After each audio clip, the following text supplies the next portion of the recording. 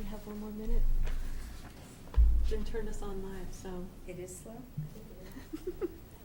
Okay, start the ticker going. And According to this thing, it's 7 o'clock. Okay, well, if it's 7 o'clock then, I'd like to welcome everybody to the Tuesday, Yes. November 28th Select Board meeting.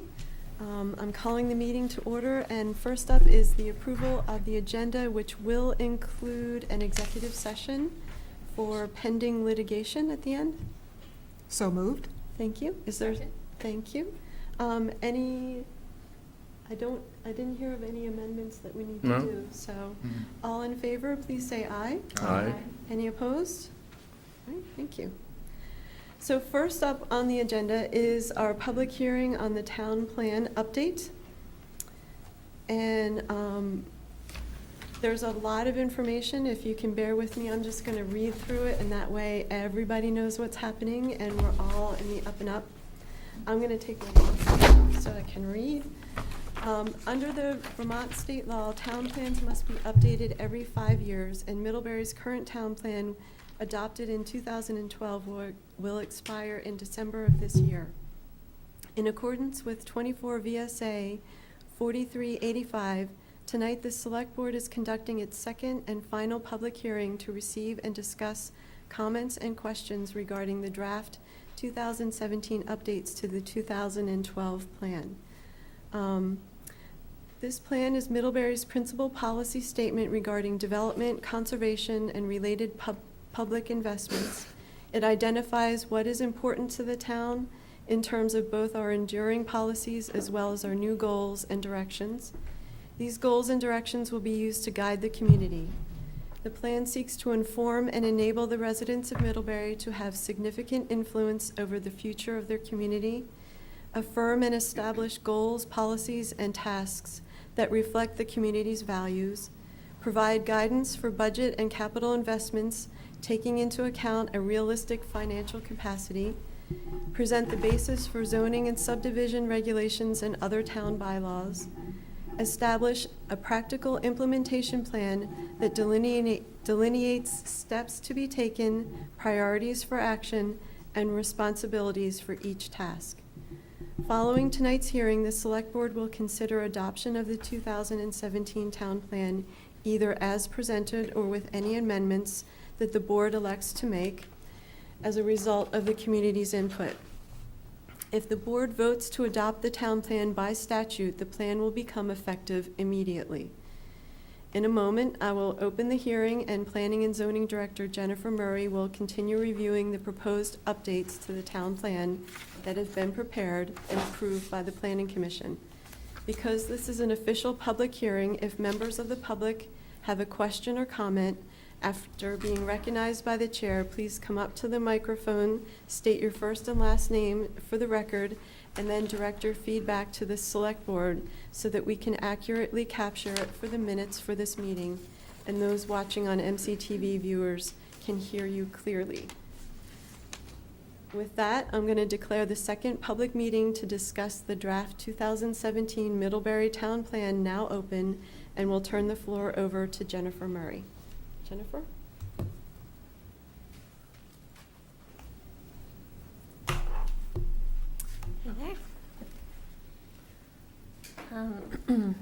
So like Susan said, this is the second of two public hearings the Select Board is holding on the town plan. What's your pleasure? Should I go through and give the same presentation I did last time, like a chapter by chapter synopsis? Why don't you start with the feedback on the last one, because I know the Planning Commission met since then. I don't know if there's been any other feedback from the public during this time too.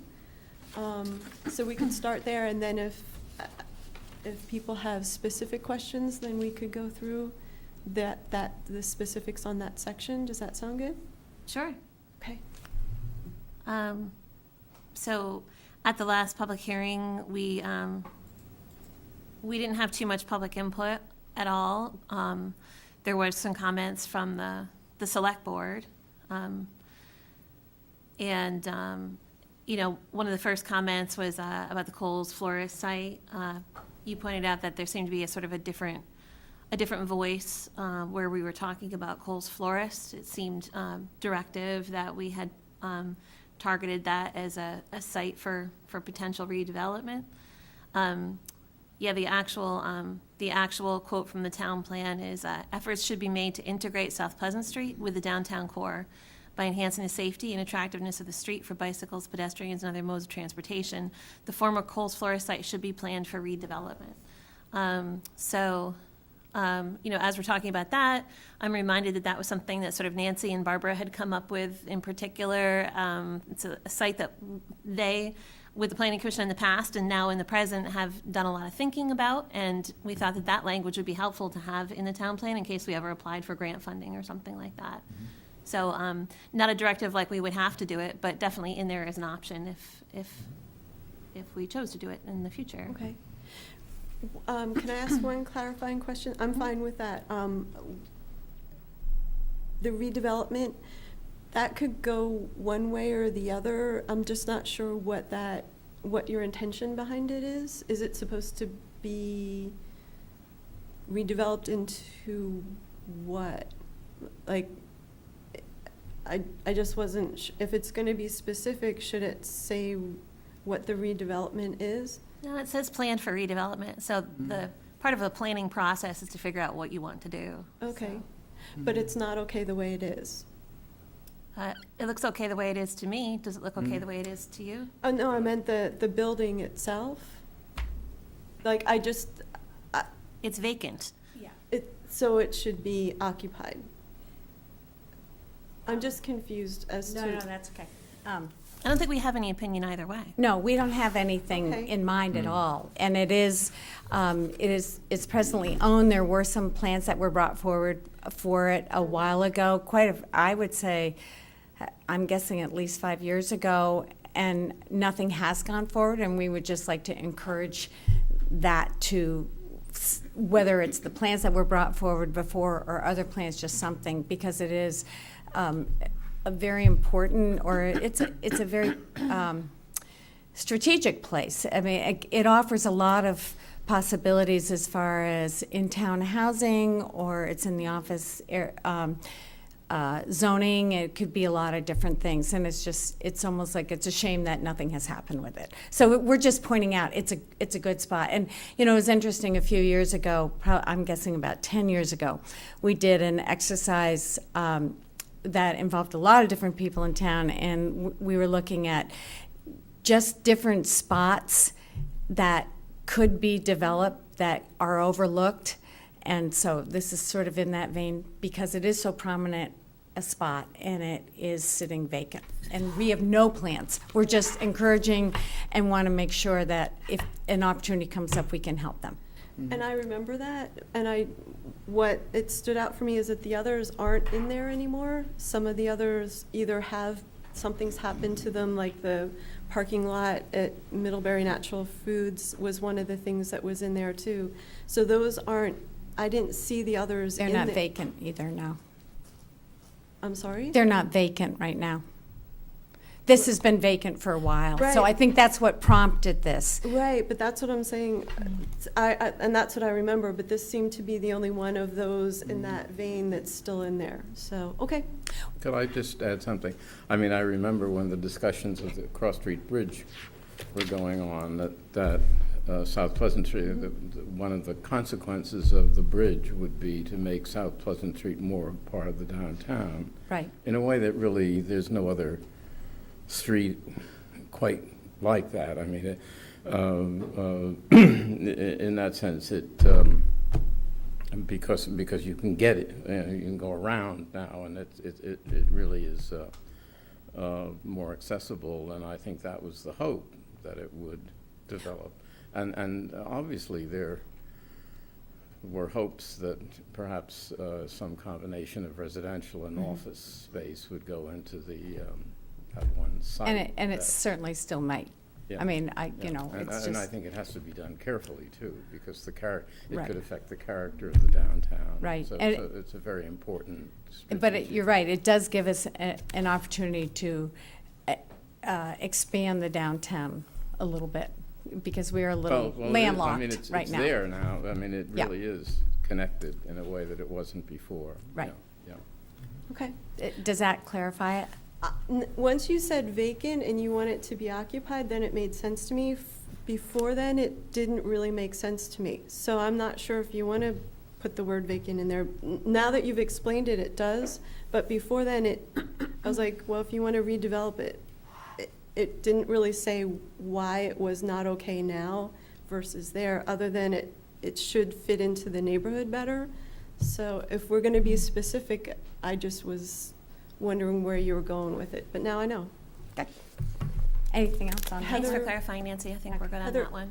Heather was going to ask a question. So on that same idea, why don't we talk about the Greg's Meat Market property? Why don't we talk about the discount foods? You know, We actually do have in the Greg's Meat Market, not Greg's, in the Elm Street area, there is language that suggests that it would be great to have a charrette or to develop that in a more planned way.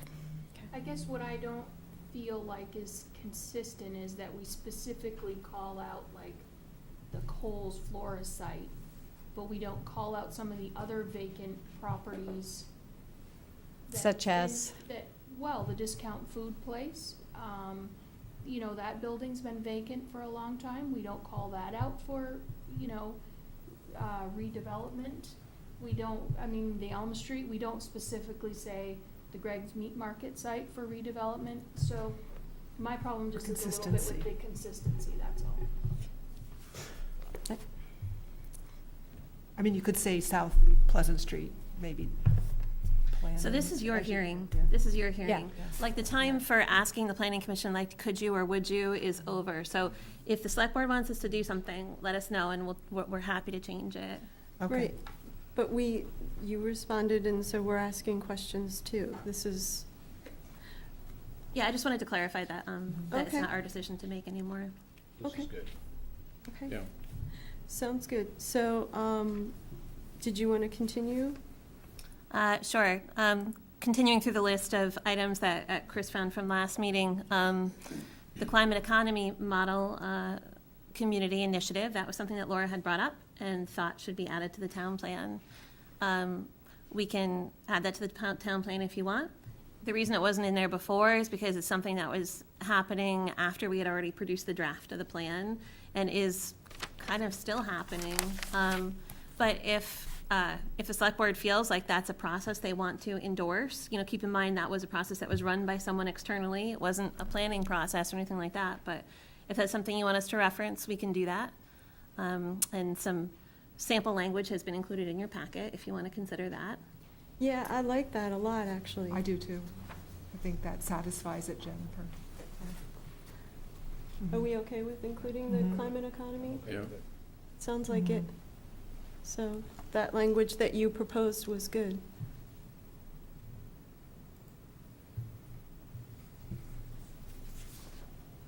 Did you want us to go through that? We can if you like, but. Yeah, we should, you know, just to show the planning commission. Trying to find exactly. She's got it up on She's got it up, but I can't read it. So, In 2017, Middlebury was selected as a climate economy model community and received technical assistance from Vermont Council on Rural Development, VCRD, and several other partners to hold a series of community discussions to create a list of priorities with regard to the climate economy. This initiative resulted in the formation of several focus groups and a final report which will be available after the readoption of this town plan in early 2018. okay. So that's the language. Does that sound okay? It's the first time you guys have seen it, yeah? Yeah, we had talked about it. So you guys haven't seen it? Okay, No, we had talked about it generally. okay, This is good. okay, okay. Oh, sorry. I'm waiting for yeah. you. You're waiting for me. Yeah, Okay, the We're select on. board would like to have that included. Great. Broadband, this was another comment from Susan that she wanted you had wanted us to not say develop high-speed internet and/or broadband infrastructure for the town of Middlebury. You wanted us to say something along the lines of investigate. And so we have some sample language here where we could change that action item 21037 to say investigate ways to develop high-speed internet and/or broadband infrastructure for the town of Middlebury. We had developed because it was our impression that we wanted to be really proactive on that, but we can do investigate. Yeah, what I didn't want is to have it read that the town was responsible to develop that itself, but that we are responsible for investigating that and bringing that to us. But I didn't want it to make it sound like we need to take that initiative on ourselves. Okay, helpful So clarification. you're saying the support, that you want the select board to support the development of it? Right, but Yeah, not, Okay, so Not- I think not investigate be- is not, I mean, you want to support the development Yeah. of high-speed internet.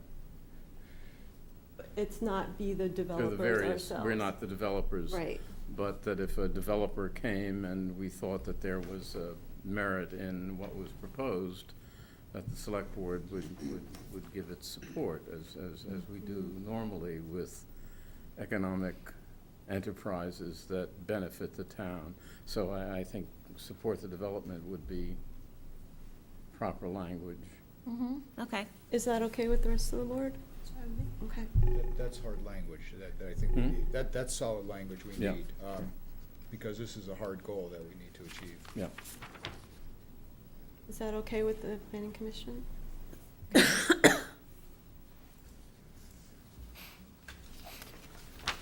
and then the next one was, with regard to water and sewer service areas. Heather just had some general comments about the housing section and, gave 2549 and 2541 as an example of, what she wished she had more public input on, I believe is what the tape actually said when I re-reviewed it. And I don't see where those conflict. I'm open to rewording something if it's not clear. Anything that you want to change with those two? You're okay? At this point, yeah. Okay. I think later on in the response, Jen talked about having the staff and planning commission talk to the infrastructure committee, and I think that is really important. We've already agreed that that's important, so,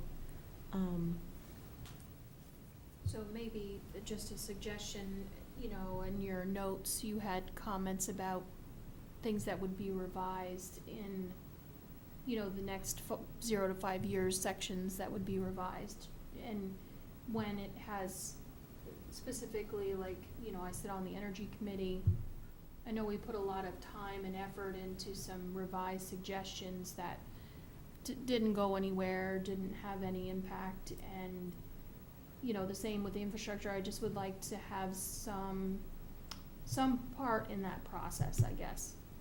Like, I feel like by the time we get to here, it's like too late. Like, I would like to, earlier in the process, have more meetings, interconnection between the goals that are there and infrastructure committee's goals, just, you know, maybe just know what you guys are doing and a little more coordination, that's all. So we're all on the same page and we don't get to the end and you wanting to adopt it and us being like, well, wait a minute here. You know, that's my only. Could I just add something? I mean, when this town plan was done, how many years ago was it? 5.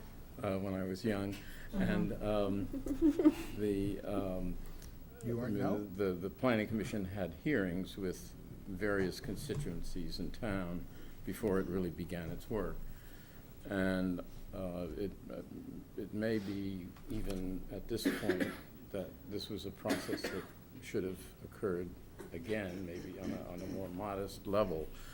I'm a little concerned to single out town committees, because town committees really have a specific function, and they're not so much a constituency. They're a committee, they're a select board committee, and they operate through the select board. So it isn't a matter of saying, what's the word from the infrastructure committee or whatever other committee that the design review committee and so on and so forth. Those are committees that fulfill certain functions at the direction of the select board. But I do think that those committees are made up of people in town who have opinions, and those opinions are very often very valuable. So my suggestion would be, in future, that whenever a revision, and this is not a minor revision, that there should be similar kinds of hearings so that the larger community, including persons who are not on committees, would have an opportunity to weigh in on something that they think might be lacking or could be added or could be changed. Yeah. Please. Just, we're in total agreement on that. And this is, no, we are. That, and I mean, I was intimately involved with the last process, so I'm well aware of it. This was what we really looked at as an update and I'd almost say a cleanup. We made such a huge leap and change from the previous one to the 2012 that we needed a chance to look at that and really make it more responsible and better language and just saying the things in a better way. So we opted not, especially because we had changes in personnel and we rely so heavily on our experts and our personnel. And so it just made a lot more sense to take a step, breathing step, and to clean it up and do it the right way. We did not do this in a vacuum, just so that you know. We went to every department head. We talked to Chief Shaw and Tom Hanley, and things were sent to Peter Burrows for education and the hospital. I mean, we reached out to what we considered to be the experts that we could rely on, to have them look at what we had done before and to have them assess and say yay or nay, or this has to be changed, or in a lot of cases it was things that we had already accomplished, which is a good thing. So it was more of an update in that regard. So, and we did the same thing with infrastructure. We reached out to Dan and Bill, and they went through things as well. And as far as just as an aside, going back to the piece on the rural part with the expanding or extending the sewer and the water, that's a very expensive proposition to do it for just a few houses. And it's also hard for, it's usually a case where if something is extended and there is, I'll call it a satellite community out a bit, maybe it's off of 116 or something like that, it really is difficult for people. You have people that live out there and then there isn't a corner store to go get milk.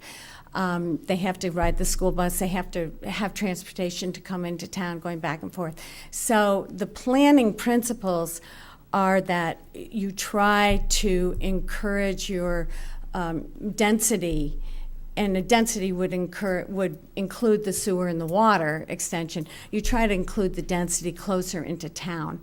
And so that's what we were saying in this. So it's not, anybody, if they want to build out there and they have the land and they can do the septic system, wonderful. I mean, everybody has a right to live where they want to live. We're just saying that as a town, we would not endorse extending sewer and water out a ways, because in the long run it's expensive and it really isolates people too, and that's not what we want to do. It was more important that we brought the density closer into town. So that's where that came from. I don't know if that helps or not. And so we take it for granted that everyone understands they're called smart growth concepts. Yeah. And I'm sorry. we take it for granted that everyone understands the nexus between infrastructure planning and controlling sprawl, proper land use planning, and how to integrate those.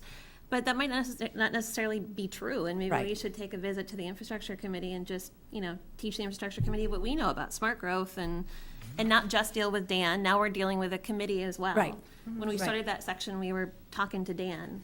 So the So- only thing that concerns me, just on a real broad scale, is when we say stuff like that, it gives me the sense that we are limiting ourselves, and I don't wanna do that, and I also don't wanna give, so what happens when all the space is filled up and the only other space is to add extensions, but we have a policy in place to not do extensions? So- This is 5 years, remember. This is right now, and if we get, in 50 years' time, We wanna grow the grand list, and when we. that doesn't actually grow the grand list. That's another Well, misnomer, so, but you're gonna, arguing some- yeah. Move your microphone closer. We also have to you. produce a town plan that's in accordance with, I'm so sorry. We also have to produce a town plan that's in accordance with state planning goals. State planning goals are very specific about things like this. And if our town plan doesn't do these things that concentrate, that promote a traditional settlement pattern, which is a concentration of growth in a development area, and try to slow down sprawl into outlying areas, and if it's not thoughtful about that, it won't be endorsed by the Regional Planning Commission, and you won't be able to use it for grants. So this is all kind of based on other things that we should, And the financial that we should train about response, yeah. separately outside of this hearing, Right. probably. I think it does come down to expectations, and I think you hit it a few minutes ago of just what we understand, what you understand may be two different things. And so to have more opportunities to talk to each other is where that understanding happens before we get here. So I think that's what we're all trying to say, just slightly different. So if we're all there and we're all gonna do that next time, I think we're good. Okay, if that's okay. Okay. Health and wellness? Yeah, so Chris even called up some comments from long ago. This was back in September. This was before our planning commission hearing. So some of these have been addressed. Laura, you did ask about that health and wellness section. It has been integrated into some other sections of the town plan. You had brought up, the need for transitional housing for addicts and safe houses. We weren't really ready to take a stand on that because we want to call in some social service agencies and talk to them and get input from them to better understand what types of housing are needed for what areas in the community. I'm not aware that we cut anything too critical on CSAC, but if you think there's something that needs to go back in there. No, my point about CSAC was that it was a major institution, and when you were listing institutions like Porter Hospital, I see that as a major institution. It's such a large employer, like our supervisory union. That was the point about the counseling service. Okay. The point about transitional housing was just that we should be like broadband, it's just exploring it, like you just said. And I thought that was important language to include in the town plan, not defining how it was going to be, but just that we would be exploring it, would be important to explore. And I'm not sure if there is an easy place in the plan to incorporate that, but if So- it could, that would be good. Yeah, so the institution section, we talked about that a lot, and we decided to keep it to Porter and Middlebury College. Then somebody said, CCV is an important component too. That's another So one. CCV's in there too. And then we said, well, I feel like the social service agencies and non-for-profits aren't really represented in the town plan as much as they should be. So we put them in the next chapter, our community facilities and services chapter. And so that talks about all the, like Public Works and Parks and Rec and things like that, but then it gets into some other large facilities in there. And the last component of that section is nonprofits. And then our list of nonprofits, remember, was so huge that we were like, oh no, like how do we compile this list? And we ended up referring people to Vermont 211, which is a comprehensive website of all those facilities. No, I understood that, and I do know that we have a wide array of social services, and I think that the counseling service certainly is one of them, but it's also a very major employer, so that's all, because you did list the supervisory union, Porter, the college, so I just saw it kind of on that scale.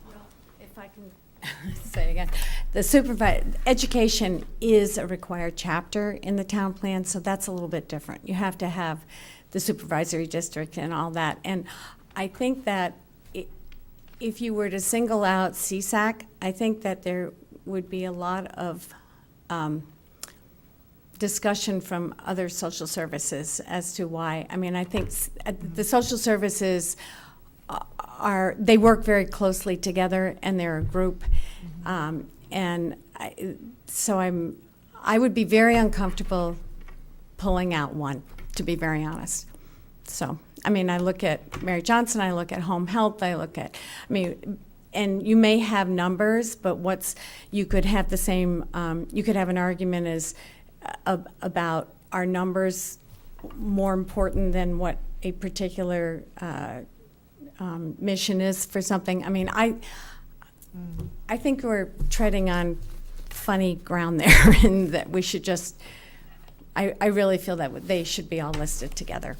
And the hospital is in a very different place than CSAC. But, I mean, that's, So what I'm hearing is you're pleased with the way it is. yes. I mean, I feel, and I look at, United Way and the way they work and how they recognize, and I think that, I don't think that it is ours to choose which social service is the one that is pulled out for something else. Again, I wasn't citing it as a social service, but as a major employer, and I'm trying to remember the language that was in that section again, but it just occurred to me that in the context of listing large employers, it fell into that, not that it was a social service agency. And I'm fine with leaving it the way it is. Okay. That's all. I hear your logic, and Okay. thank you. Thanks, Laura. Okay. Okay, town and school finances? Yep, so you've all read my response to this. Do you want to talk about this at all? Are we good on this section? This has been removed from the town plan. You can have it as an external or select board Right. posted document, but it doesn't belong in a town plan. So I think the question is for the board, did we want to do anything with that? I don't have a need to put that back in, but what it said that it should be if we want to do something with it, it would be a select board document. And so the question, I guess, would be if we wanted to pick that up and do something with it ourselves. And The answer is maybe, but I think for this stage, I like just keeping it the way it is. I would say that too, at this Okay. stage, just leave it. that sounds good. Yeah. Okay.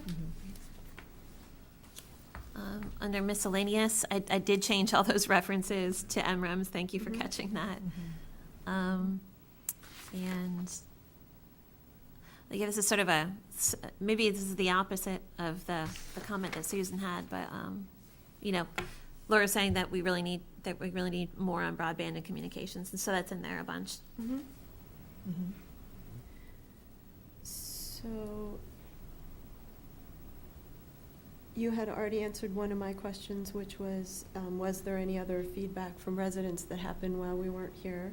I know Victoria DeWin had written a note. I'm not sure if you passed that along to them. Haven't seen that.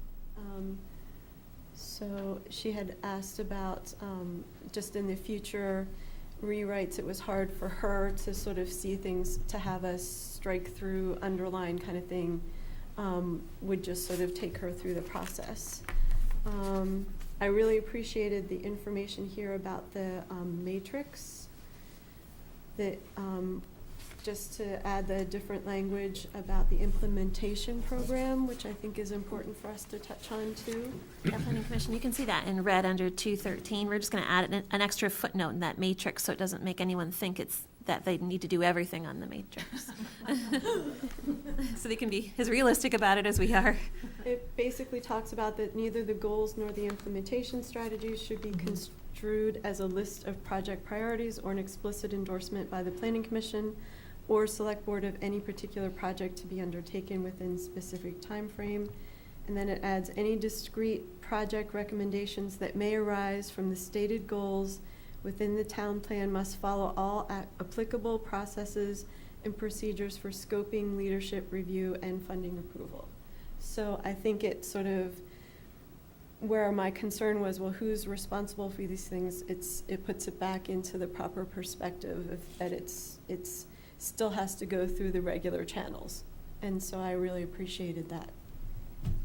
I'm not sure if the select board feels fine. comfortable with that. Yep, I'm fine with Okay.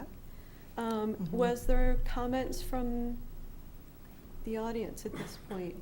Anybody wanted to say something about the town plan? Come on up, Ross. State your name for the record, please. Ross Conrad, Middlebury. So for clarification, because I wasn't able to make the last hearing, so thanks for having this. This is the last hearing, and will you be voting at the end of this? We could, if there's no significant changes, then we would consider that. Okay. So then I guess I should tell you about a few of the typos I also. Speak a little louder. Yeah, just Oh, Speak- okay. lean a little further in or move the microphone So closer. your Okay. words will be recorded. So basically, I think the Planning Commission deserves a lot of credit for putting in the new goals, strategy, actions format. I think that's really excellent. One thing that it seems to be missing is the number of each chapter heading should also be above the goals. They have it at the chapter heading, but when it comes to that listing of goals and strategies and actions, the number is missing from the goals. And it would just, for clarification, it should just be there. So that's one thing, and that's throughout the whole document. In terms of, one question I had was, on page 68, under housing, it's under, one of the actions is to encourage expansion of upper story apartments in downtown buildings. Could someone tell me what that means? Yeah.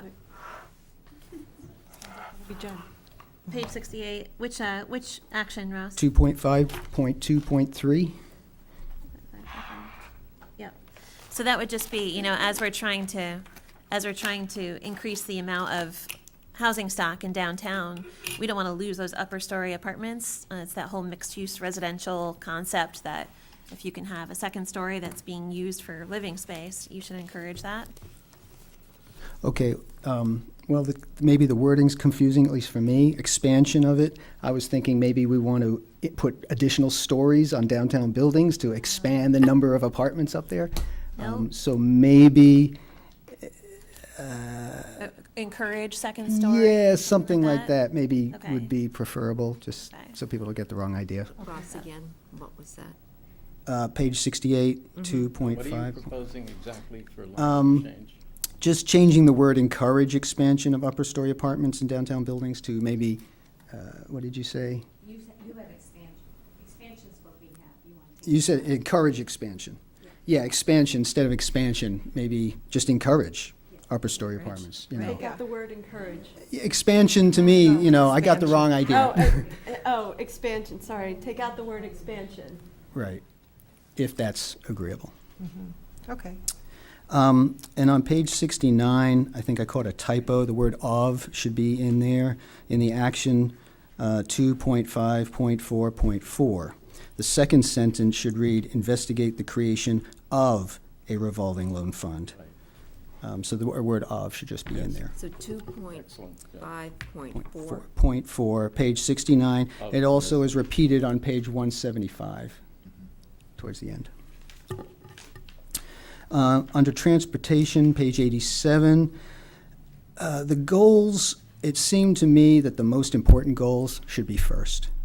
And under transportation, supporting multiple transportation options seemed to be the most important of all those goals, but it was like buried near the bottom. I'd like to suggest you change the order and put up above, move it above. Some of those other goals just aren't even anywhere close to importance, at least in my mind. So do you have a suggestion of the order? at this point? Just move, at least move, the support multiple transportation options up to number one. That would be my suggestion. Okay. That's a good idea. Does that sound okay to the, Well, I'm gonna wait till he's done and then maybe we'll do everything Trying all together. to, Keep track, sorry. I got a bunch of them. where are you? Uh, Page 87. Page 87, yeah. In the goals at the top of the page, there's a list of goals. Okay. He wants that third one at the top.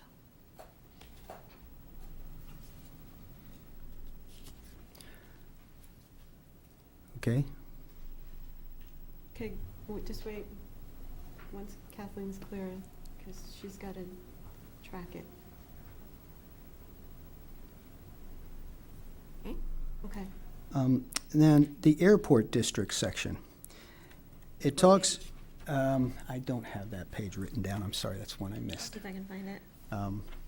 It's in there under all the various zoning areas. So in the land use. This would be the airport district, Okay. Page 152. 152. Thank you. 152.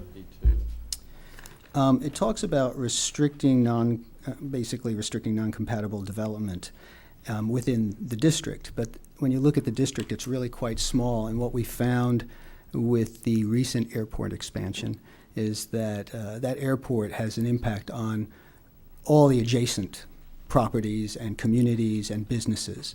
And I think it's important for us to look at thinking about restricting non-compatible development around the airport, not just within the district. And so my suggestion would be to add adjacent to the district as well as within the district to some of those restrictions that are within that airport section. Because when you look at the map, it's mostly just the airport property. That's the airport district, practically. And, you know, you've got Schoolhouse Hill Road with all the houses there, and it goes a little on either end, north and south, where that landing and comes in. But Is that the paper right there? That's the section, Can you yes. suggest what you're talking about? well, light industry, warehousing, other commercial uses, when consistent, allowed in air. So at the new residential development, not permitted to use in this district, or perhaps adjacent district, for example. That would, So- okay, that would change the land use, You can't do that, yeah. right? Can't? Not unless we're gonna be changing all that would be, so go ahead. Yeah, can I help? Yes. Okay. This is an actual zoning district description. So if we're changing that description, we're changing something like really elemental in the land use map and the zoning itself. We stayed away from doing any kind of major tweaks like that in the land use section because we wanted a chance to have more public input process and have a series of meetings in different areas around town. So maybe one of our areas should definitely be in that airport district so we can talk to residents and business owners and things like that about what uses they'd like to see there before we contemplate a change like that. So I should say we could do that, but then it would open up the hearings and do all kinds of other things. But if you are committed to working on that, that would be the next, it would be the rewrite that you were talking about for the next process, correct? This Okay. is update, or Sure. did I confuse the? This would be very uncomfortable to put something like this in before it's really vetted and you talk with everybody, and this is a huge process. So that's why at this point, whereas it's something to be considered, for this document, it just Right. doesn't make sense. So, but I understand what you're saying, and I think there is going to be opportunity with the next alliteration, is that? The next iteration, sorry, that the land use districts will all be looked at and vetted and talked about and all those things. So that would probably be a better place for what you're talking about. Yeah, I don't know the process and where that would go. My concern is that we'd have like development that would concentrate lots of people right near the airport where they'd be affected by the noise as more, now that it's expanded, and if it expands again, there's more traffic. It creates more conflict opportunities, and I think we'd want to avoid that as much as possible. I actually agree with you, and when I see that happen, I will call you, Okay. okay? Thank you. So- All right. How's that? Fair enough. Anything else, Ross? Just a couple more things. On page 154, again, I think it says here, under goals, land use conservation development plan, the land use planning, use land use planning to enhance the safety and livability of existing and future neighborhoods, I think. Instead of just focusing on existing, this is planning, I think we should put in the words "and future" in there. You don't know where they are. I mean, it seems to me maybe maybe take out existing and put residential neighborhoods so that those that now exist and those that will be created would come under. They're all included. Yeah, if we can include that somehow, I think So that just would be drop preferable. existing and add residential. Okay, That would give it that a sounds good, sense. thank you. Yeah. So, go ahead. Last, Yeah. this is on page 156. Again, I think there's the word "as" is missing here. Under land use, action 2.11.4.1, continue to maintain downtown Middlebury as a designated downtown. I think the word "as" should be in there, just to make it more legible.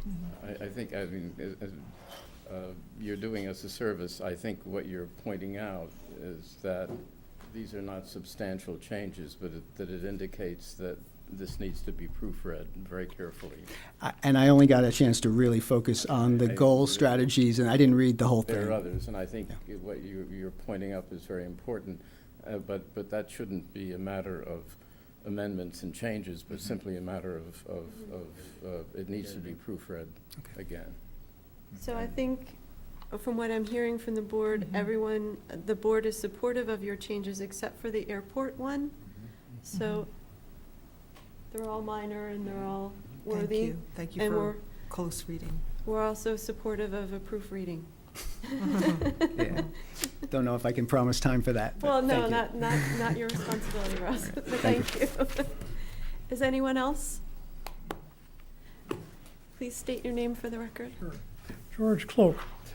I was looking at the housing section to see if some mention of what I see as significant development in housing changes in the last 5 years in Middlebury. And I see no mention of Eastview. I see an outdated picture of what was then known as the Lodge and now known as the Residence at Otter Creek as a picture there, and that's the only mention of these developments in the housing section. It seems to me that's a very significant part of our community now and ought to be noted somewhere. Okay, thank you.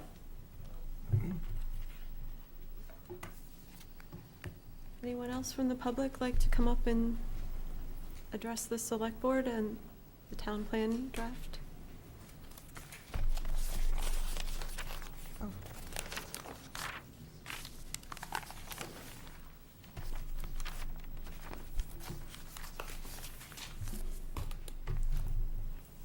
Frank Winkler. I had two questions. One, I think I've largely answered, but I'd just like a little bit more explanation.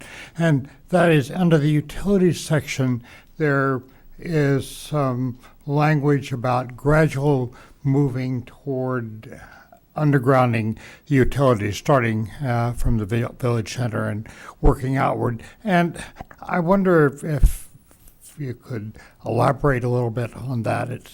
It seems to me that when we go along and are repaving streets, as we do quite often, that this is a missed opportunity to be a little more aggressive at placing the electric lines and other utilities underground. I'm not sure. I'm not, So is that something you think the infrastructure committee should consider as it looks at projects? yeah. Yeah, I would like to see that pursued, and I realize that this is not cost-free, and but it's something that I think that to do along with other infrastructure projects where it would could be done at much less cost than if it had to be done just independently, would make a lot of sense. I would like to point out that sometimes you're at the mercy of the utilities for when they come in and are willing to do that work, because it might not be their priority even though it's ours. So it is a time-consuming coordination that can be, but I think you're making a good point. Hmm. Did you have a second Yeah, question? yeah. And the other question I had, I must confess that I have not read the document in nearly the detail that Ross Conrad has, and good for you. But my question is, to what extent, or is there language that addresses the lighting, both municipal lighting and lights for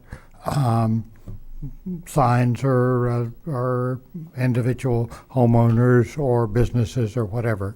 I was going to say, that would be, Nancy's nodding at me, that would be more of a zoning regulations, which I think they're going to be attacking next. So it wouldn't be necessarily in the town plan, is that? But it would be a zoning? Sounds to me like zoning. I mean, it could be. I mean, I do think, we talk about light pollution, and there's an awful lot of it. I think perhaps some language in the town plan that as part of its overall environmental concern. I mean, it seems to me that too much light affects one's health as well. I mean, there are all sorts of, so that there might be some case for language in it, of language of that sort. But I think I would refer that to the Planning Commission as it, in other words, I don't think it's something that you can put in as an amendment to some article. I think it's an issue that really you should address to the Planning Commission and wish that they would take this up as an issue. Yeah. Thank you. So if you're talking, you should turn around and.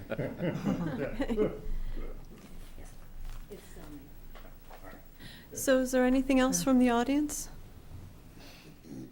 Come on up, Chris.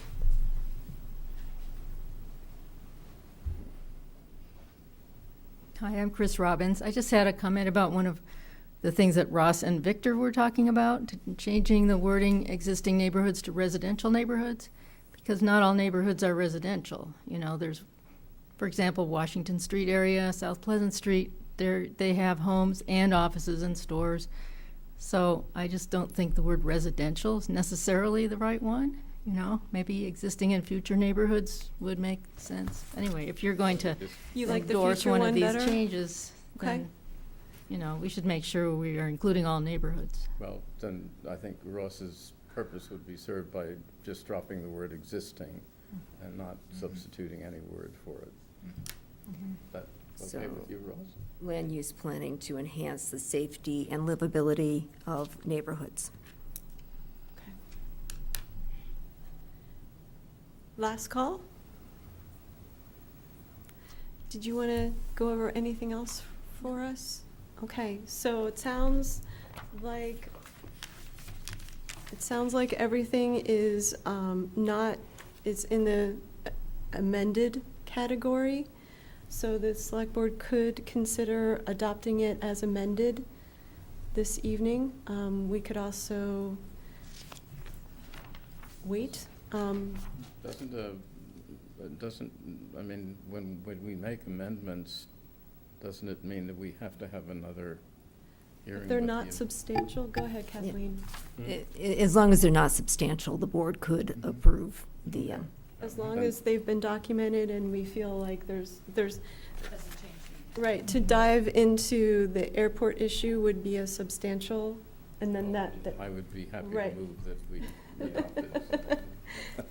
So I think, yeah, I'm looking for as amended. Don't you have to close the hearing? Well, that's what I was gonna say. It would have to be as amended. So, if there's no other comments, I think I'm looking for a motion to close the hearing. Move. Or second? Move from Victor, a second by Nick. All in favor, please say aye. Aye. Any opposed? Okay. Any other comments from the Planning Commission before we move on, make any action? No, thank you. From you, Jen? Okay. Move adoption of the town plan as amended. The 2017 2017 town plan as town amended. plan as amended. Is there a second? Thank you, Nick. Any other comments from the board? Just excellent work. You know, thank you. I mean, this is not an easy task, No. and Jen. Thank you for recognizing It's that. great, it's great to have you on board, and, you know, I look forward to, I really appreciate what you've done, and I look forward to having you here for hopefully many, many years as we continue taking this forward. So tremendous work, all of you. So, and this is what makes certainly my role, I think all of us as board members, our lives easier and our jobs easier when we have such good dedication to really understand this and help us understand it better. So thank you. Tremendous work. Well, he just took I second words that. right out of my mouth. Okay. So that sounds good. So all in favor, please say aye. Aye. Aye. Any opposed? Thank you very much, everybody. There was a lot of work put into it. Okay, so, approval of the minutes from November 14th. I was not here, so if there's, I'm gonna need a motion to approve the minutes. I'll move that we approve the minutes. Thank you, Laura. Second it. Thank you. There's a second. So I'm gonna be abstaining from this one. I only had one, just clarification, because I was confused on the, and I don't know how critical it is, but on the Walgreens application, the minutes said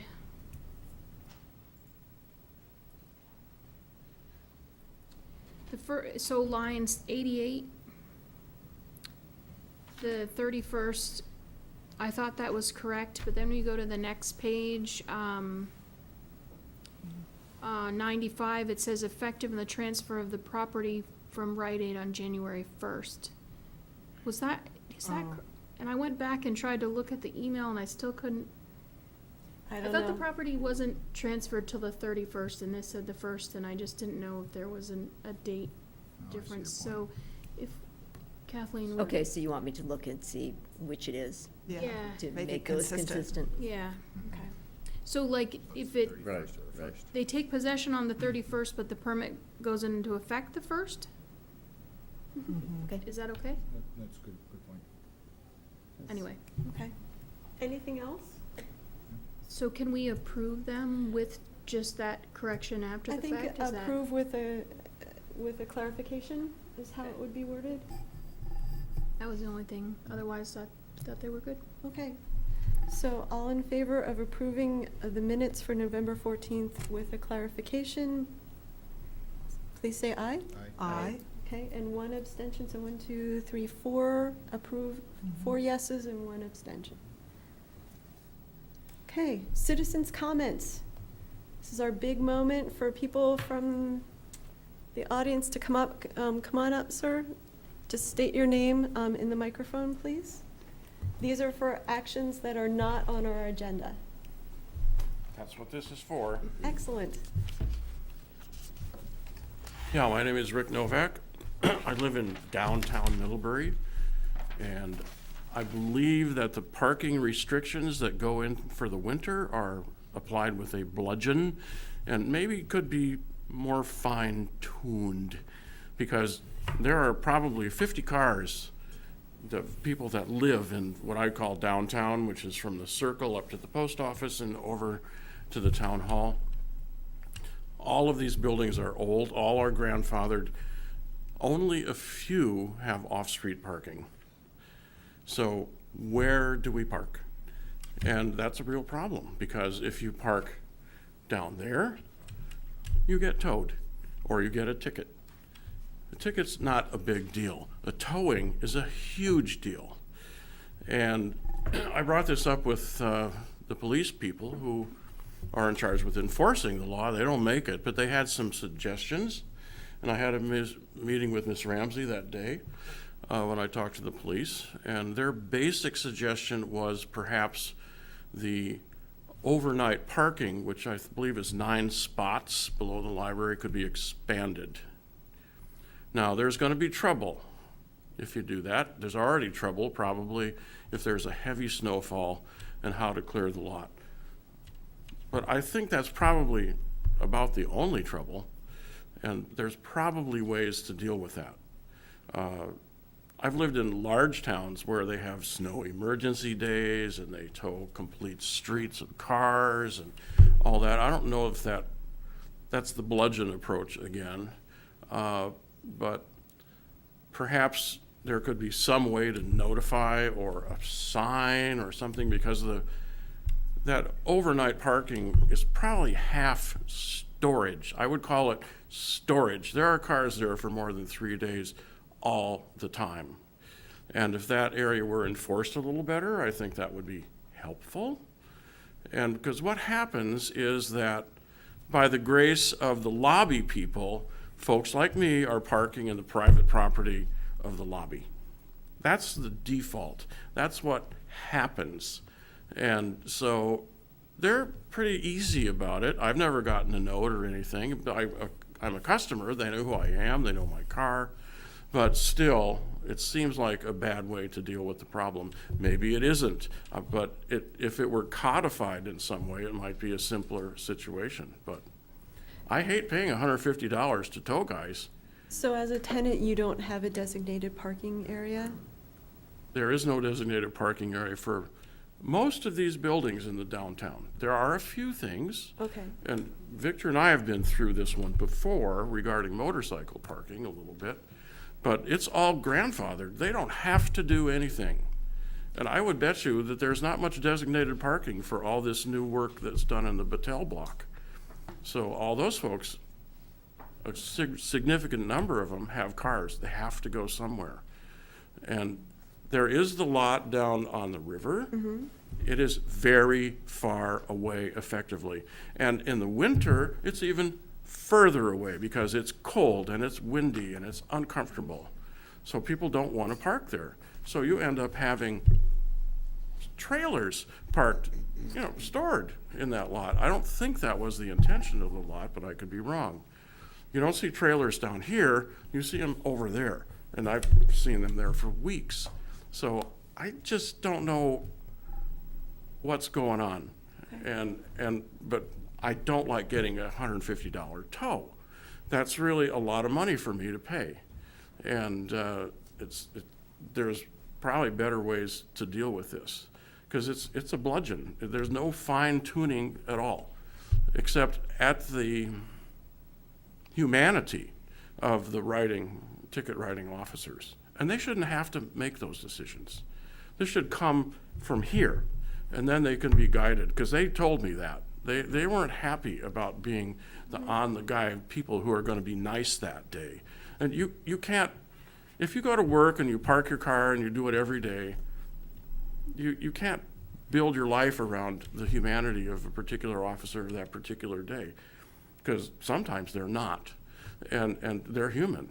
So, and the wrong side of things. So we need to do better. I don't know what it is, but the suggestion was made by the police that area could be expanded. That would be a start, perhaps. Because I mentioned, okay, we have permit parking. They said it doesn't work. Too difficult to enforce. Also, in my experience, cops hate to do parking enforcement. It's like the last thing in their priority. They hate it. And that's what meter maids are for as far as they're concerned, and they just don't want to do it. Now, they won't tell you that if you're their employer and sign their check, but. Okay, well, I think we could probably have staff look into it and Okay. give us a recommendation as to what they think. I'm not sure if there was any specific questions. No. But Fabulous. We'll take it up. I'll be glad to come back and talk more Okay. if you want me to. I'm And Ms. Ramsey has my information. I'm so. sure she does. All right. Thank you. Thank you. Thank you. Anyone else for an item that's not on our agenda? Russ?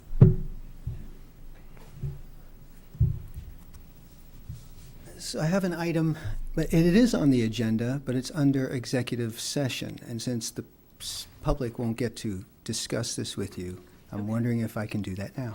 You can. I probably won't comment on it. Okay. Okay? All right, fair enough. So it's in regards to the litigation from Sentinel Insurance Company suing the town of Middlebury, Vermont Gas, and New England Underground, or Northeast Underground, for hitting the water line when they were installing pipe in 2014, flooding out a building. The people that own the building, they got damaged, received payment from the insurance company. Now, the insurance company, as I understand it, is trying to collect their money back.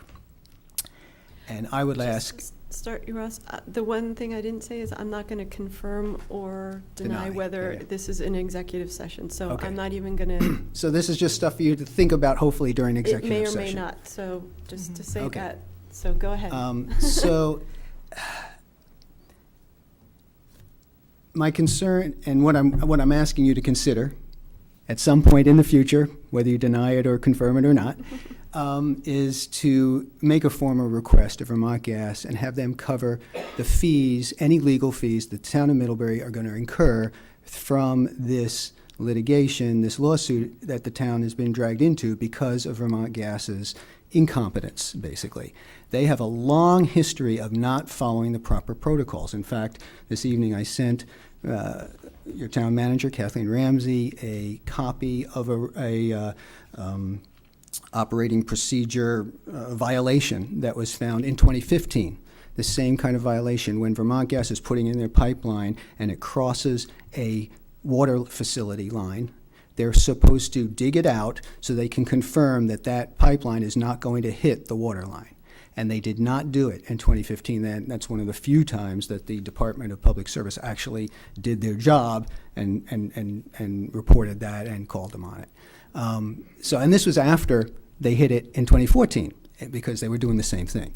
And there's all these other problems where they haven't followed the proper protocols with endangered species, reporting financial information, blasting protocols that they're currently in lawsuit about, pipeline depth. There's just over and over again, they have not followed their procedures. And we, taxpayers, I don't think, should be having to pay extra money to deal with the consequences of their irresponsibility is the only way I can describe it, and it's just over and over and over again. So I'm really hoping that the Select Board will maybe consider writing a letter to Vermont Gas and asking them to cover the town's legal fees, because we shouldn't have to have an increase in our taxes to cover the mess that they're making. Okay, thank you. Thank you, Ross. Anyone else?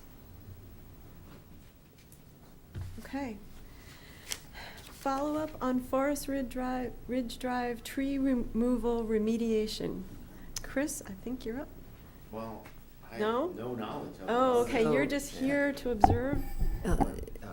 At Yeah. 5:30 this evening, we received a report from Trini Brassard from the Vermont Agency of Transportation about conveying the results of an inspection by a state forester of the property, and his recommendation that it be seeded with winter rye, Chris? Yeah, that's how I read it, yes. And to note that they're still investigating where the property lines are on Foresters Drive. Yeah, I would point out that we were not invited to any of this, right? Right.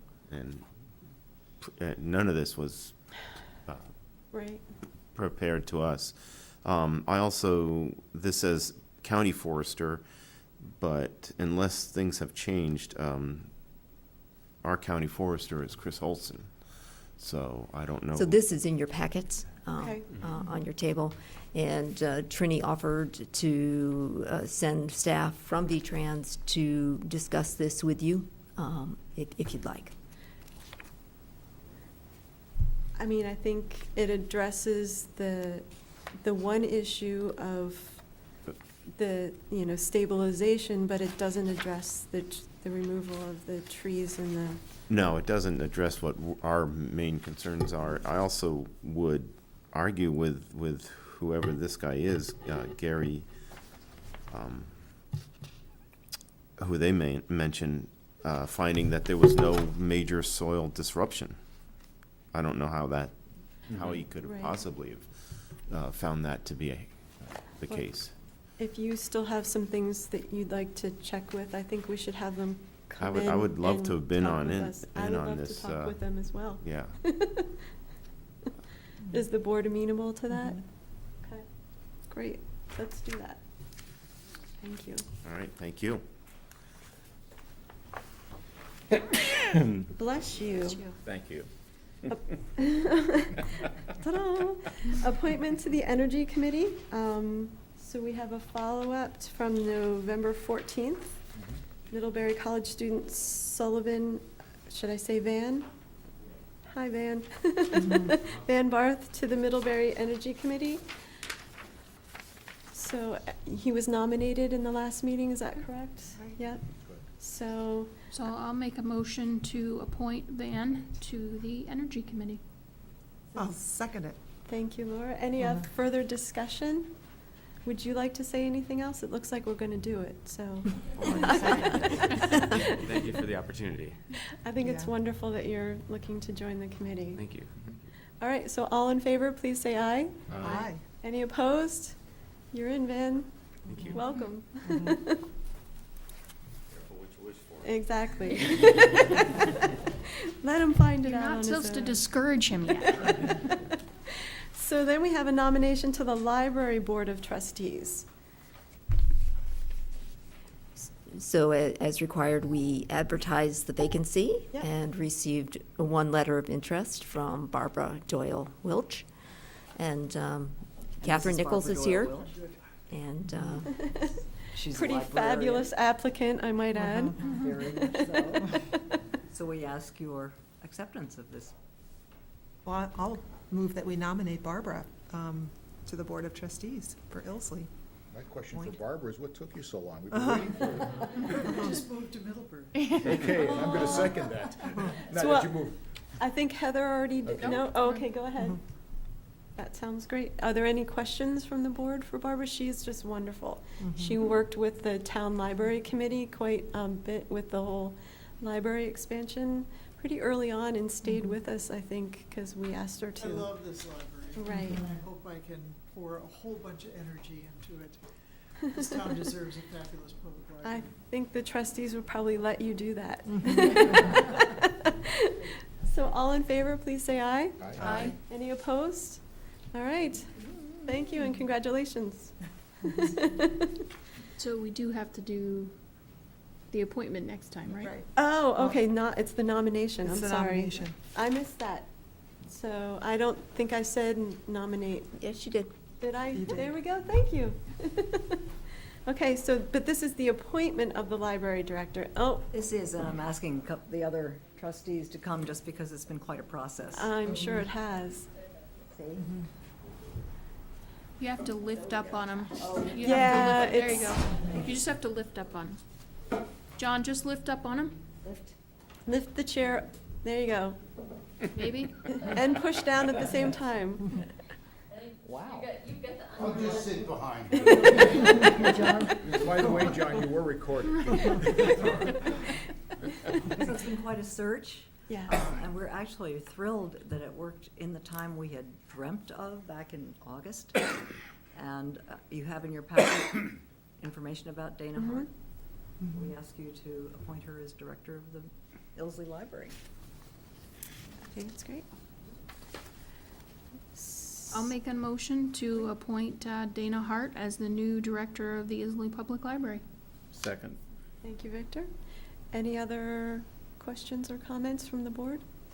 It was just interesting to have a candidate that came from the metropolitan area to our region, and I wondered what attracted her here. I read in the article in the paper that she came from a small town, but I was just wondering what her other, partner grew up in Chelsea and Lincoln. yeah. And they have, as John's wonderful article said, it was really an informational article, that she has long desired to come back. It never occurred to them that it might happen this fast. Mhm. I think they thought, well, maybe when we're in our late 30s. But anyway, this is an appointment she's very interested in. She's long wanted to be a community library director, and she's had some marvelous experience in other ways. And as John wrote, she's very happy to leave the Big Apple and come up here. So we're pretty excited. Okay. So all in favor, please say aye. Aye. Aye. Any opposed? Thank And you so very it's much. done. Congratulations to you guys too. You'll be hearing from her. Consideration of the National Bank of Middlebury's willingness to convey Printers Alley to the town. I'm gonna send this off to Jim Gish, our community liaison, is going to come up and give us a little history of this subject. Okay. Hi, everyone. Hey, Jim. So tonight we're going to talk briefly about Printer's Alley. And you have in your packet a two-page letter and survey map from Attorney James Foley to Benj Buttman that outlines terms and conditions for transferring ownership of Printer's Alley from the Middlebury National Corporation, National Bank of Middlebury, to the town of Middlebury. Okay. Those terms and conditions have been approved by the Middlebury National Corporation Board of Directors, and we're coming before you tonight to ask for preliminary approval from the Select Board for these terms and conditions so that they can be formalized and finalized and then brought back to you for final approval. So I wanted to just make a few points of reference here to kind of fill in for you. When we talk about Printer's Alley, we're talking about, roughly 1,000 square foot area that runs from the top of what we know is the roadway down to a point just past the building where, and just shy of the pedestrian pathway that takes you over to Marble Works proper. The roadway coming in behind the ice house is owned by Marble Works, and Marble Works and the National Bank of Middlebury have an agreement that allows ingress and egress by both parties between the National Bank's parking lot and the Marble Works property. So we're talking about what we all know is the roadway that kind of goes down, and then it becomes Marble Works property.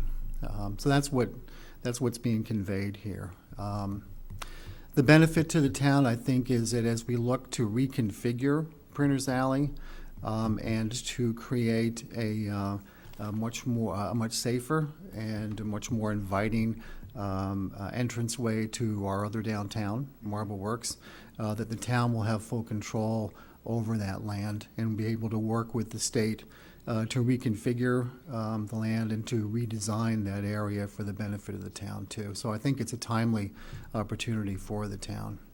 The bank is not asking for any financial consideration here. They're just looking to transfer with conditions. The primary condition that they have is that they maintain a buffer along the side of the bank.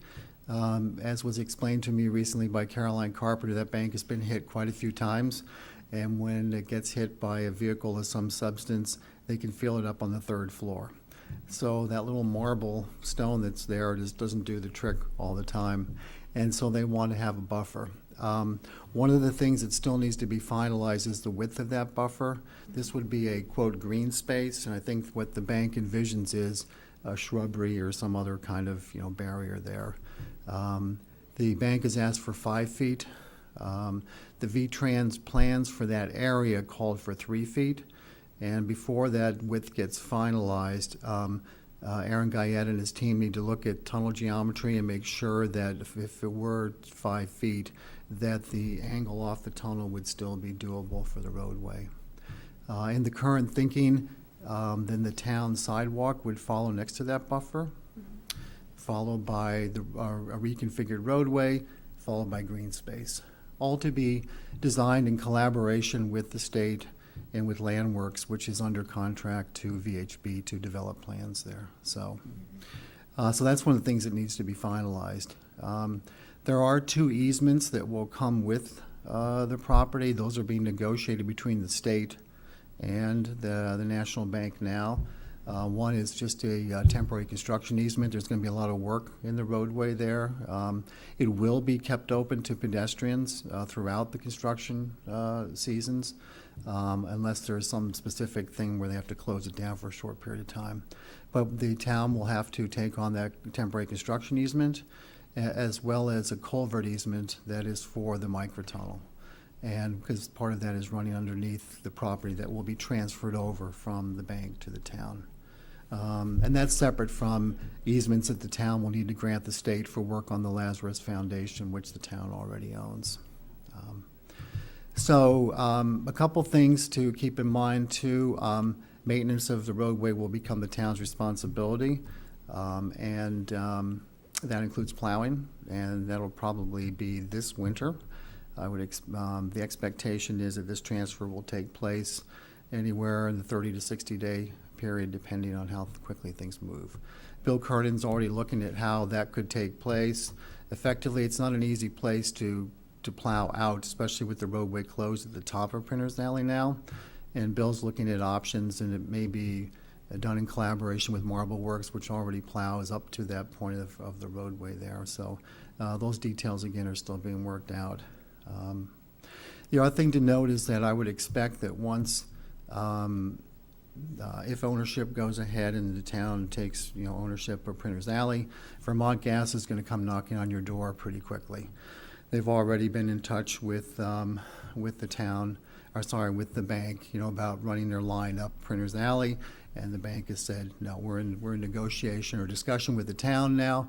Nothing's going to take place. So that's probably a discussion not only with the town but with the state, taking into account the nature of the work that needs to be done in that area.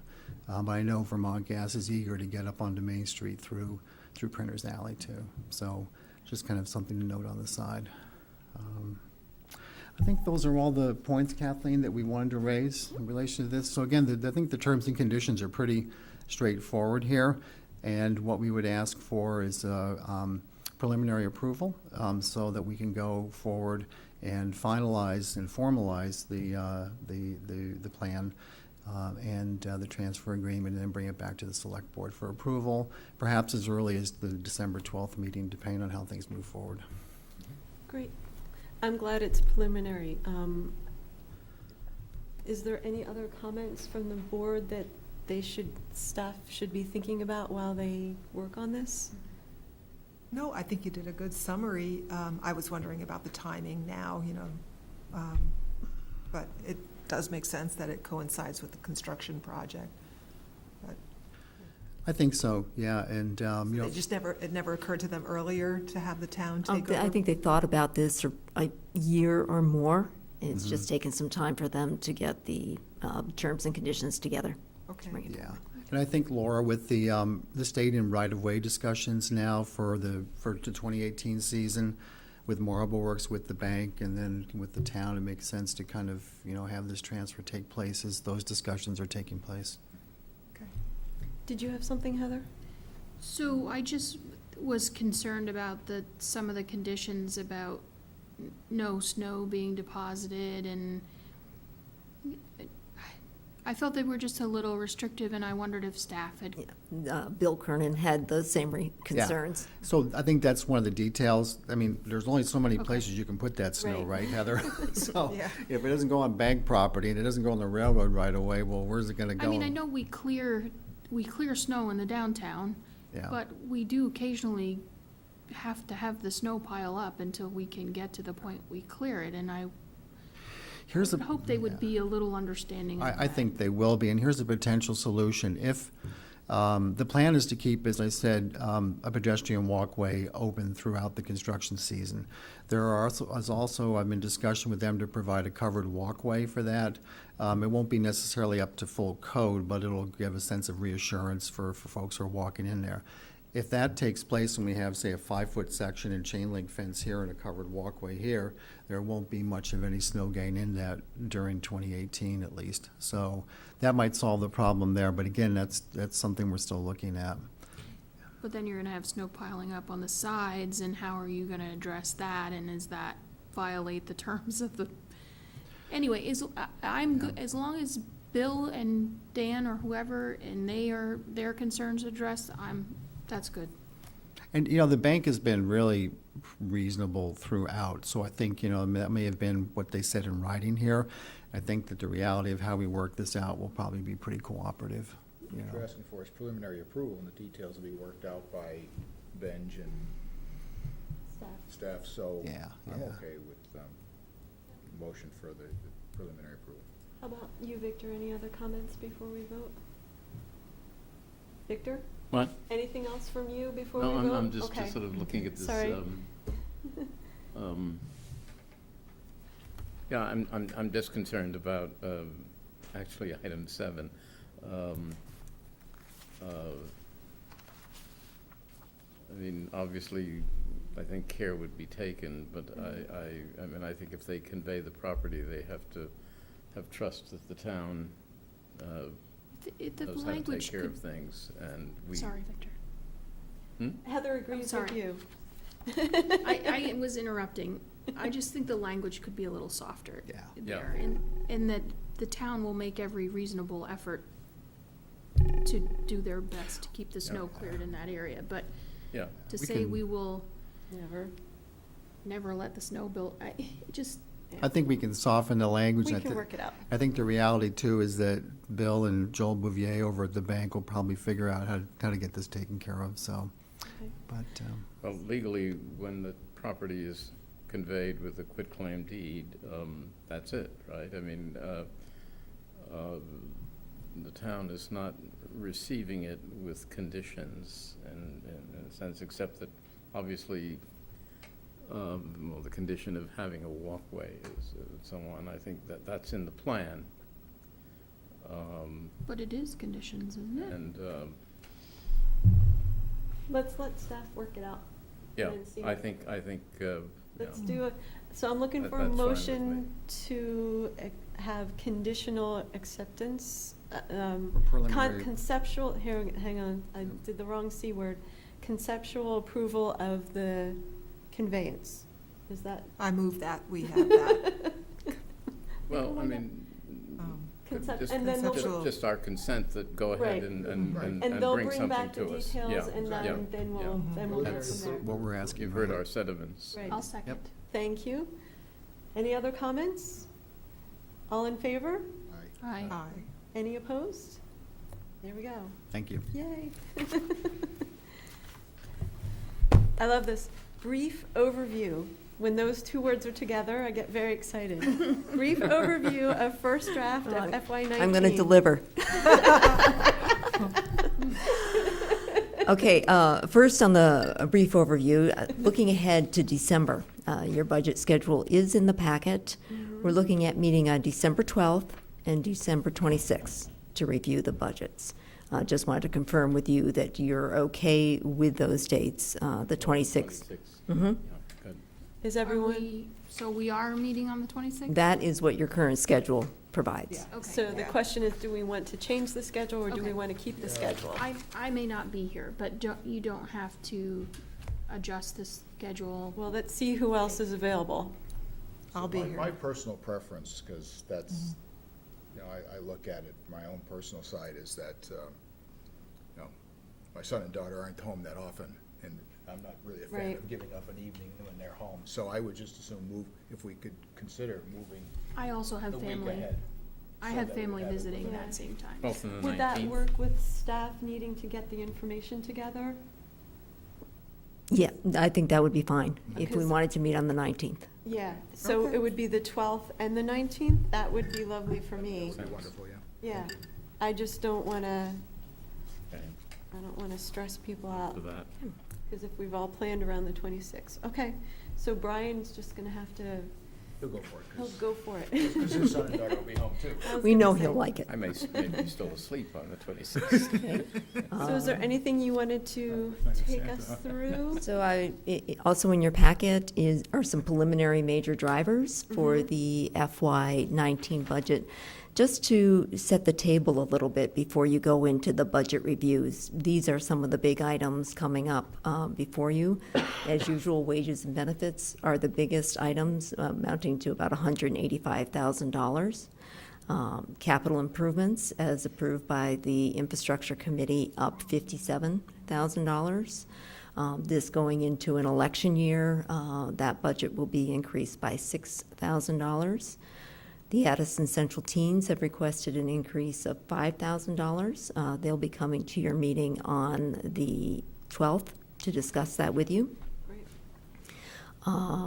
A continuation of the town's funding for the railroad crossing, as we were not successful in obtaining grant funding for that. The town, the college, Malt, and Bast have discussed a four-way split of that, and this is part of the town's share of that. Okay. Property and casualty insurance, as you know, we bid out insurance this year and are receiving a $36,000 reduction in the general fund portion of that budget. Since the police canine program is up and running now, we're in the second year, anticipating a $24,000 reduction in that category. Equipment fund operation and maintenance down by $20,000. And debt service, as the bonds age, the interest goes down, so that's down $14,000. So overall, not looking at the whole budget, just these major drivers, up $160,000, or about 2 cents on the tax rate. Okay. So I saw in our packet, it talked about the local options tax. That will be something that we're going to take the deep dive into in December, or is that? I would like to discuss how you'd like to go about that. Right. If you would like a detailed overview at one of your meetings in December and include that in the budget public hearing in January. Is there, that sounds good to me. I'm just not sure if is there other ways that you've thought of to do it, but that makes the most sense to me. But So would you like me to go over all of the documents that I've prepared for that at your next meeting and talk about the board's willingness to go forward and what the strategy might be? Yeah. yes, Between- please. I think so why don't we put that on the we need to have agenda? a better sense of where we're going so that we can prepare for what's coming next. Yeah, it's a past-due conversation too, so I think the timing's great. Thanks, Ken. And then finally, you have the estimate of the increase in the grand list from Town Assessor Bill Benton, looking at a 1.57% increase, which is the greatest increase we've seen in quite a while in the grand list. And So that would offset some of the spending increase and offset that tax rate increase. Great. When would we know that is that official, that that's his estimate and it's So this in? is the estimate, and we won't know till April 1st. April 1st, okay. But that's the number that we would work off for budgeting? Yep. Okay, that's what I meant. Okay. Questions from the board? Thank you, Kathleen. Yeah. We've been, certainly on infrastructure, we've been hard at it for a while, but I just appreciate every year with budgeting. It's, it looks like we start in December. We're not starting in December. We've started a long time ago. But I just appreciate the work that goes into it. There's a lot, and especially with the additions of talking about local options tax, it does create a lot of extra time and effort. So please thank staff for me on that. Thank you. There's a lot of them out there who've been, especially working on their capital improvement budgets for quite some time. Anything else? That's it. Okay, and yours is next. Okay, so approval of the check warrants. Laura?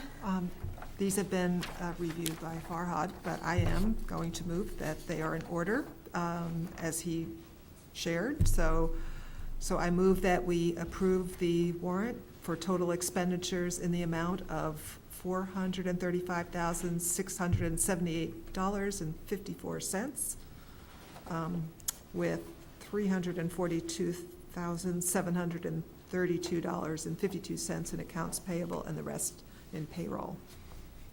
Thank you, Laura. Is there a second? Second. Thank you, Victor.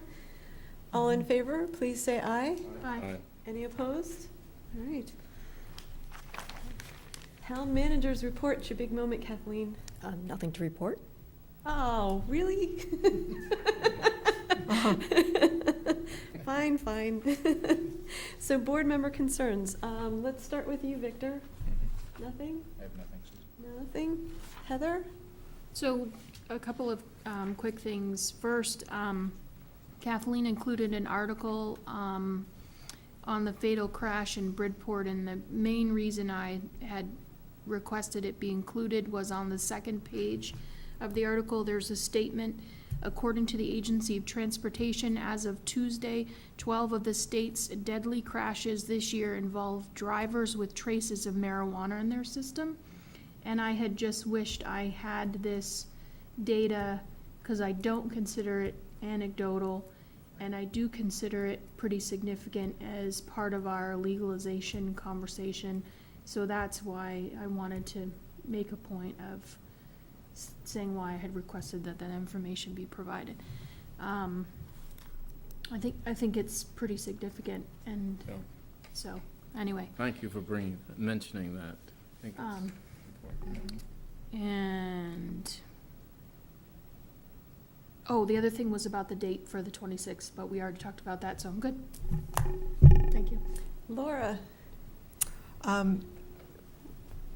The actor bus schedule is about to change December 1st because of the new hub location. So I'm just reminding us that we should look forward to experimenting, with this new change. And I'm encouraging us to try the bus and ride the bus for lots of reasons. Actor needs that support. It's good for us to learn what it's like to use the bus. And we definitely see that it'll be needed increasingly for the future, so it's a good way of testing the resource.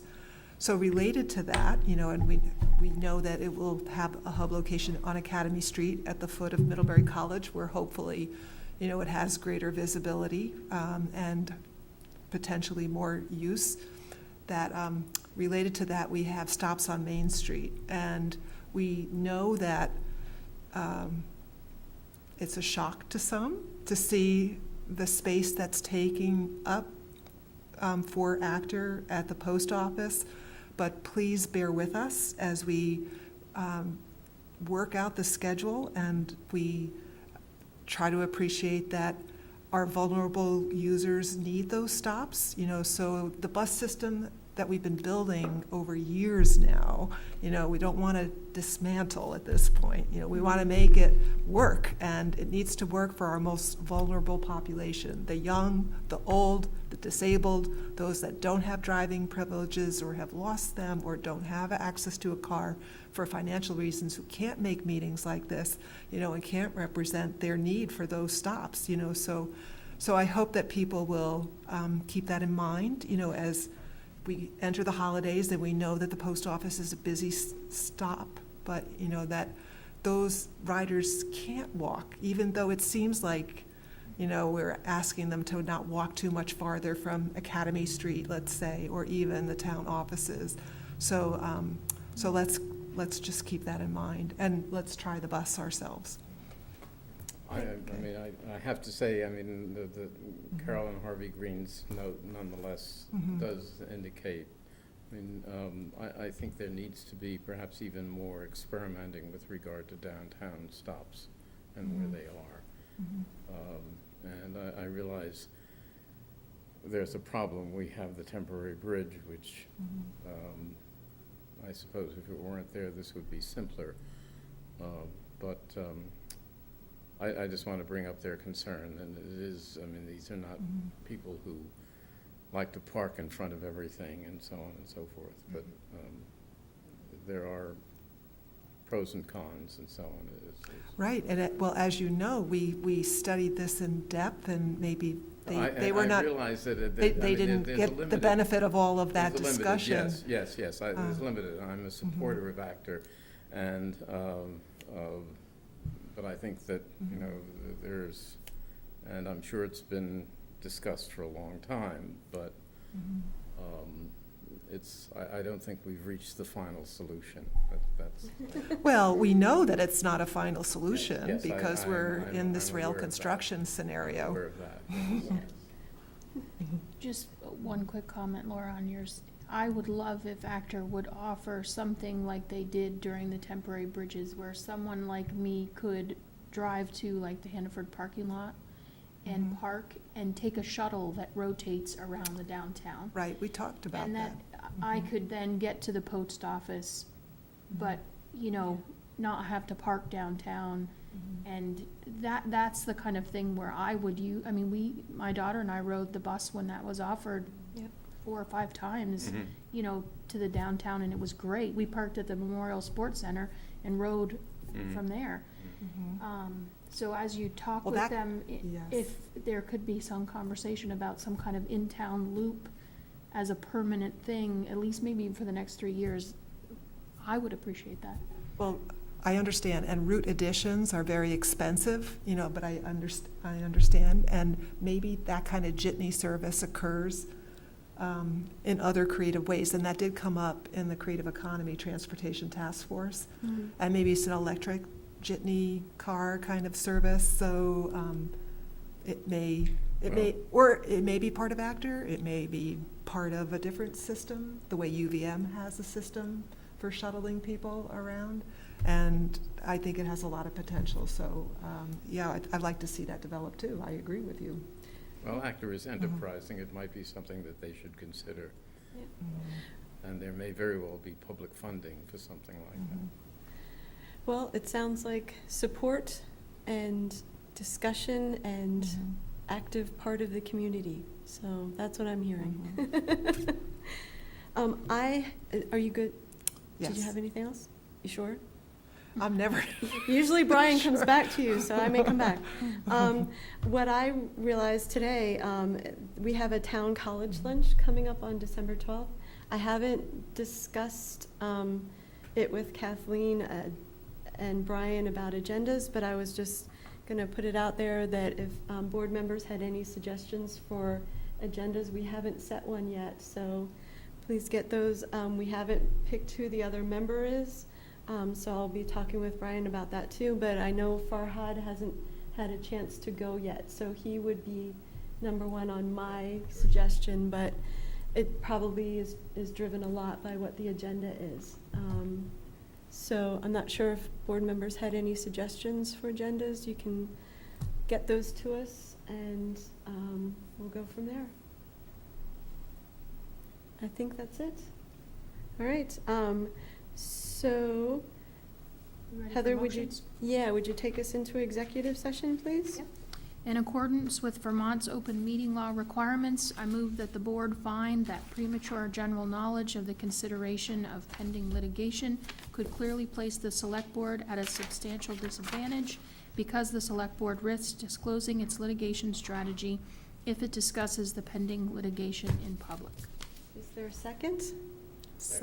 No? We'll give it to Victor this time. It doesn't matter. All in favor, please say aye. Aye. Any opposed? All right, go. I further move that the board enter into executive session to discuss pending litigation under the provisions of Title I, Section 313A1 of the Vermont statutes. Do you want it this time, Laura? I'll second. I would just note that Attorney Phil Woodard is going to join us by phone. Okay, thank you. All in favor, please say aye. Aye. Any opposed? All right, thank you.